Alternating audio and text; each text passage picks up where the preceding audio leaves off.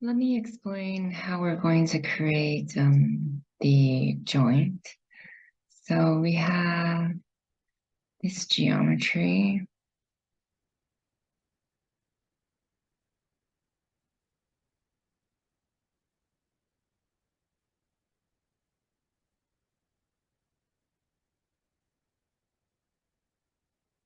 And we're trying to create a joint like this, as well as a joint like this. And the way we do that is if we draw a circle here and we extrude downward, and then we subtract from the surface, then we take the same circle, extrude upward, and subtract from this surface. So we need 2 cylinders to do that. The base is from 1, so base is B, and immediately you see a default cylinder show up. The radius is the material thickness, which from last tutorial, you know that it's 0.3, so we just double click to type in 0.3 for the radius. And then the length is, we're going to use distance of 2 points, same with the contours that we had before. And we want this distance.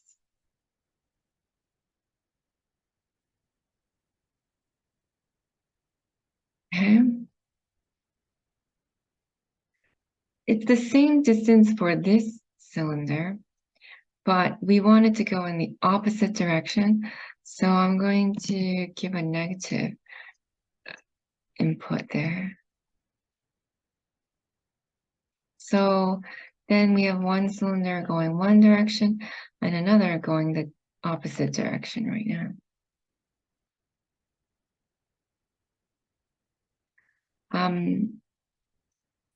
Because we have curvature,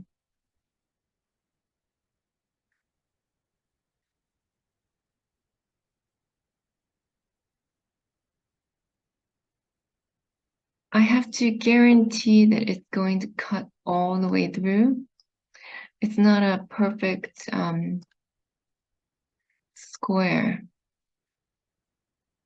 So I want to make sure the cylinder really cuts all the way through. So for distance, I'm going to add an expression. So I'm going to add x plus 1. So that's whatever this distance results in from point A to point B. And I'm going to add 1. I could even add 0.5, just a little bit more to make sure that it's really going to cut through.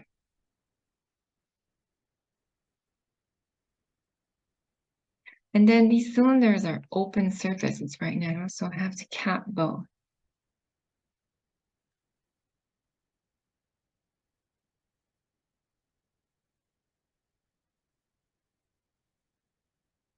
So now they are closed cylinders. And then I need to trim the cylinders out of the surfaces. So we're going to type trim solid is the one you need to pick. And the cutters are the cylinders. So cutters are the cylinders. So one for each. And then the initial shape is the original surface. So we go to the beginning of this group and add wires over.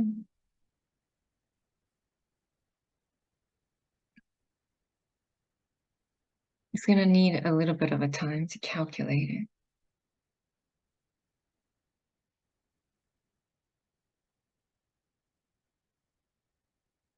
Depends how fast your computer is.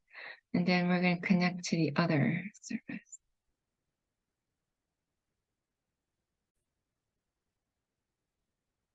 So because Rhino takes a long time for it to calculate what's going on, because our code is getting quite long, I'm going to just I've written the final part of the code, and I'm going to explain what's left.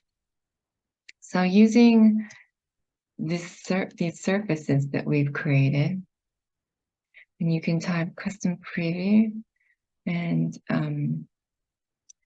see at each point what you've made. And if I turn off this and turn off this, let me turn off this for a minute.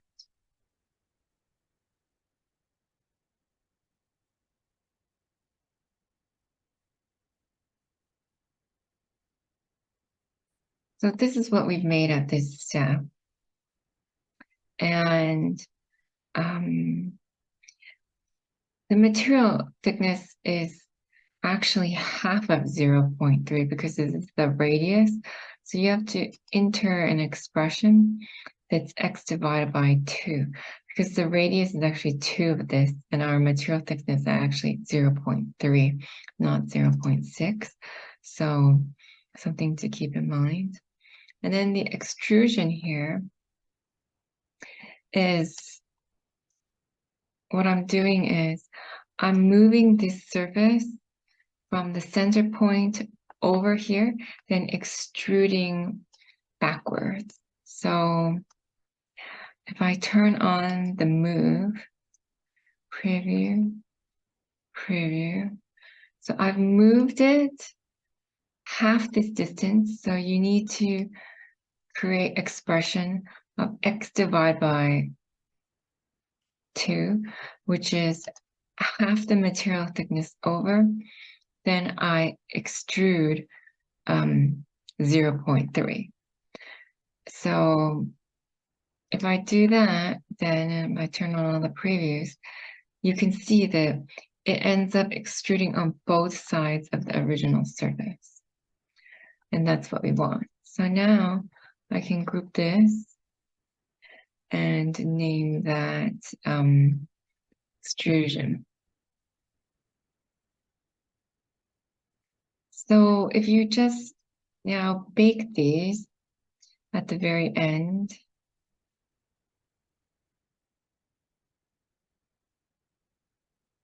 you can have the result of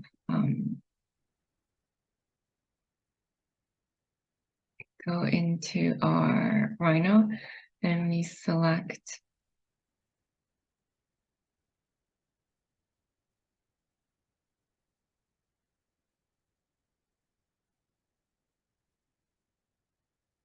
and I bake this one, right click to bake.